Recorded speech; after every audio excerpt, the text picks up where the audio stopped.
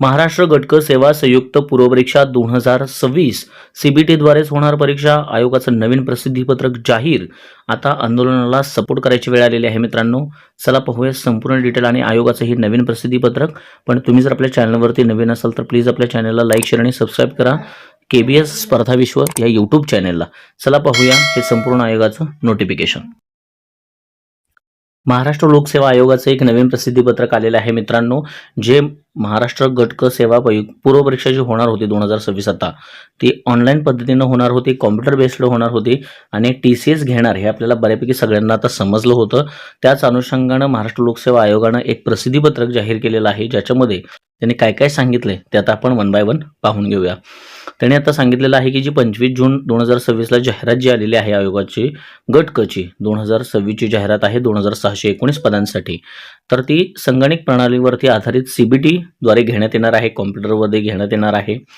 आता राज्य शासनानं 5 मे 2026 रोजी शासन निर्णयान्वये भरती प्रक्रियेमध्ये व्यापक सुधारणा करण्याच्या दृष्टिकोनातून आयोगानं घेण्यात येणाऱ्या सर्व संवर्ग असतील, पदसंख्या असेल, उमेदवारांची संख्या असेल, यामध्ये पुढील काळात मोठ्या प्रमाणात वाढ होणार आहे.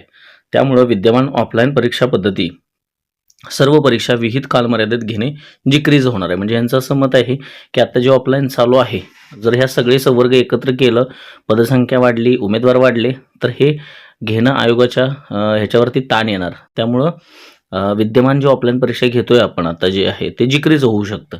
मग त्यामुळे काय, तर सध्या आयोगामार्फत दरवर्षी सुमारे 6 ते 7 हजार म्हणजे पदांसाठी भरती प्रक्रिया राबवण्यात येते.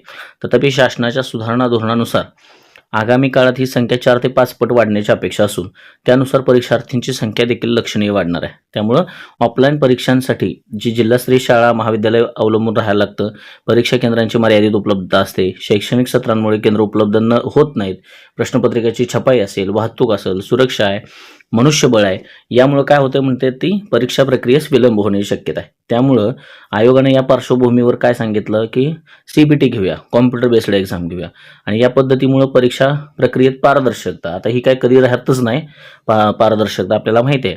जर TCS किंवा IBPSने घेतली तर काय पारदर्शकता असते ते आता आपल्याला काय वेगळं सांगायला नको. सुरक्षितता, कार्यक्षमता आणि वेग वाढवण्यास मदत होईल. हे आजचं आहे बरं का, 26 जूनचं नोटिफिकेशन आहे आता आयोगाचं. आणि या आयोगाच्या प्रत्येक संवर्गाची भरती प्रक्रिया शक्यतो त्याच वर्षात पूर्ण करण्याचं उद्दिष्ट कॉम्प्युटर बेस्ड टेस्ट एक्झामनं अत्यंत उपयुक्त ठरणार आहे असं आयोगाचं म्हणणं आहे. मग हे ज्या CBTद्वारे ज्या होतात त्याच्यामध्ये त्यांनी सांगितले की बऱ्याच संस्था जसं स्टाफ सिलेक्शन कमिशन आयोग आहे, रेल्वे भरती RRB आहे, IBPS, CAT, JEE, UGC, NEET, MHCAT या सर्व संस्था अनेक वर्षापासून यशस्वीपणे CBT पद्धती आणि यशस्वी आहे म्हणून पेपर फुटी होत्या. म्हणजे काय आयोग पण एक्सप्लेनेशन देत आहे बघा.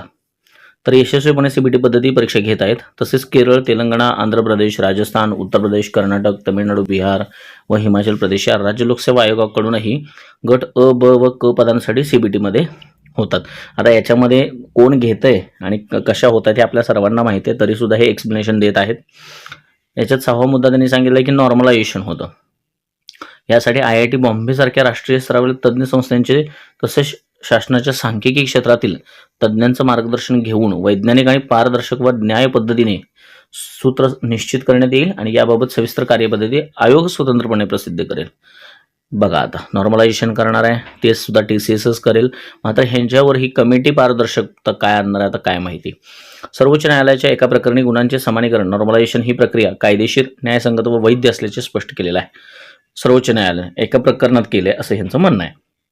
तसेच राष्ट्रीय स्तरावर ऑफलाईन परीक्षांमधील पेपरफुटीच्या घटनांवर पार्श्वभूमीवर भारत सरकारने शिक्षण मंत्रालयाने डॉक्टर K राधाकृष्ण यांच्या अध्यक्षतेखाली high level committee of experts नियुक्ती केली होती आणि या समितीने मोठ्या प्रमाणातील परीक्षा भविष्यात CBT पद्धतीने विविध सत्रांमध्ये घेण्याची शिफारस केली आहे. त्यानुसार NEET 2027 सुद्धा CBT पद्धतीने आयोजित करण्यात आली होती. NEET पेपरफुटी ही झालेली आहे हे आपल्याला सुद्धा माहिती आहे. CBT पद्धतीने आयोजित केलं होतं पण आणि पेपरफुट पण झाले होते. ठीक आहे. आयोगामार्फत दिनांक 1 डिसेंबर 2022 पासून आत्तापर्यंत 138 संवर्गाच्या सरळ सेवा व विभागीय परीक्षा CBTद्वारे यशस्वीरित्या घेण्यात आल्या आहेत. तसेच पुढील 3 महिन्यात आणखी 81 संवर्गाच्या परीक्षा CBT पद्धतीने आयोजित करण्यात येणार आहेत. त्यामुळं आयोगात या प्रणालीचा पुरेसा अनुभव उपलब्ध आहे असं यांचं मत आहे.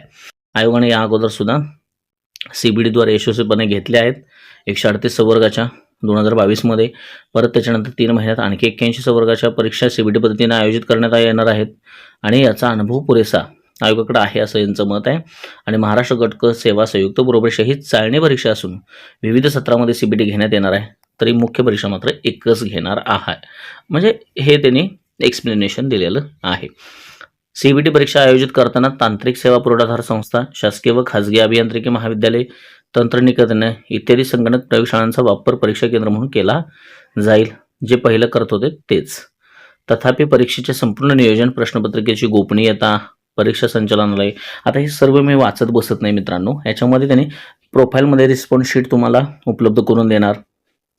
ठीक आहे. त्याच्यानंतर 2027 पासून महाराष्ट्र नागरी सेवा जी म्हणजे जी MPSC आपली आहे, गट अ, ब, गट क, ठीक आहे, या सगळ्या परीक्षा वर्षातून 2पेक्षा अधिक वेळा घेण्याचा निर्णय घेणार आहेत. पूर्व परीक्षा, मुख्य परीक्षा मात्र एकच होणार आहे आणि या उद्दिष्टाच्या पूर्ततेसाठी CBT पद्धतीचा अवलंब करण्यात आलेला आहे. आता ह्या सगळ्या बाबी विचारात घेता आयोगामार्फत पूर्व परीक्षा संगणक प्रणालीवर आधारित CBT पद्धतीने घेण्याचा निर्णय हा वेळेची गरज, त्याच्यानंतर राष्ट्रीय स्तरावरील सर्वोत्तम पद्धती, न्यायालयीन मान्यता आणि वेळेबद्ध भरती प्रक्रिया या सर्व दृष्टीने योग्य न्याय व आवश्यक आहे.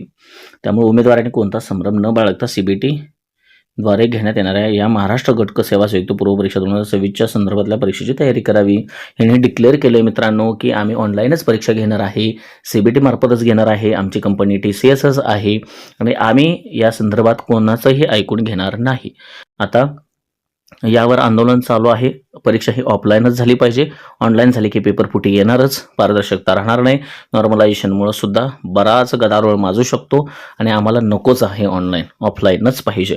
या मताशी मी संगत आहे. तुमचं काय मत आहे ते कमेंट बॉक्समध्ये, कमेंट सेक्शनमध्ये कमेंट करा मित्रांनो. व्हिडिओ आवडला असेल तर चॅनलला लाईक, शेअर आणि सबस्क्राईब करा. प्लेलिस्टमध्ये जाऊन व्हिडिओ सुद्धा पाहायला विसरू नका. धन्यवाद.